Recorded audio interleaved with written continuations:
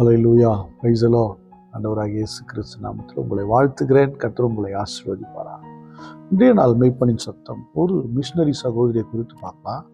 அவங்க அமெரிக்க தேசத்தை சார்ந்தவர்கள், லில்லியன் ட்ரேசர் அப்படிங்கிறவங்க. அவங்க பார்த்தீங்கன்னா சிறு வயதிலிருந்தே கர்த்தருக்குள் வளர்ந்தவர்கள். ஒரு கரிசனை உள்ள ஒரு பெண்மணி. அவங்களுக்கு தேவன் மேல் அதிக விசுவாசம் வாஞ்சை இருந்தபடினால ஊழியத்துக்கு ஒப்பு கொடுக்குறாங்க.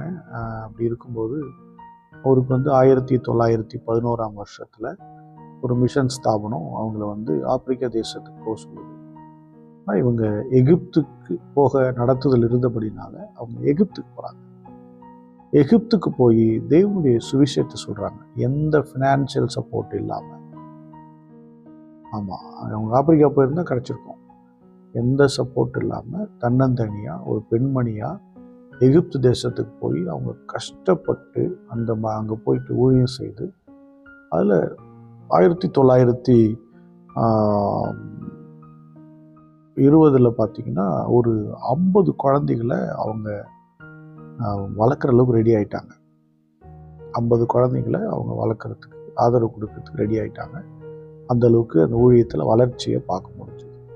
இதை பார்த்து மக்கள் மத்தியில் இது பரவ ஆரம்பிக்குது. இவருடைய ஊழியத்தை பார்த்த உடனே நிறைய பேர் ஹெல்ப் பண்ண ஆரம்பிக்கிறாங்க. சில திருச்சபைகள் உதவி செய்ய ஆரம்பித்தது. டக்குன்னு பார்த்தீங்கன்னா கொஞ்சம் சில நாள் 5 வருஷத்துக்கு அப்புறம் பார்த்தீங்கன்னா இன்னும் கொஞ்சம் வளர்ச்சி.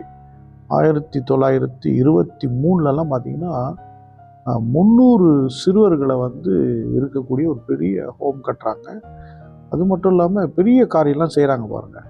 இவங்க கொடுத்த காணிக்கையில் பார்த்தீங்கன்னா வருகிற காணிக்கை இதிலெல்லாம் லேண்ட் வாங்கினாங்க, அநாத ஆசிரமங்கள் கட்டினாங்க, திருச்சபைகள் கட்டினாங்க. நிறைய ஆஃபரிங்கில் பலமான காரியங்களை செய்தாங்க பாருங்கள். ஜஸ்ட் ஒரு 5 இயர்ஸில் ஒரு பெரிய மாற்றத்தை அவங்க கொண்டு வந்த ஊழியத்தில் பலத்த வளர்ச்சி. அவங்க இறக்கும்போது 1400 சிறுவர்கள் விதவைகள் இருந்தாங்க. அது மட்டும் இல்லை, அவங்க மூலமாக ரட்சிக்கப்பட்டவங்களே பார்த்தீங்கன்னா கிட்டத்தட்ட 8000 பேர் ரட்சிக்கப்பட்டிருக்காங்க. அவங்க தனி ஊழியமாக செய்ததில் 8000 பேர் ரட்சிக்கப்பட்டிருக்கிறாங்க. எவ்வளோ பெரிய மினிஸ்ட்ரி. லில்லியன் ட்ரேசர் தனி ஒரு மனுஷியாக எழும்பி கர்த்தருக்குன்னு வல்லமையாக செயல்பட்டாங்க.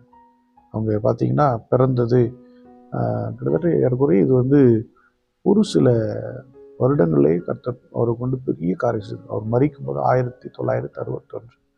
அவங்க பிறந்தது 1887.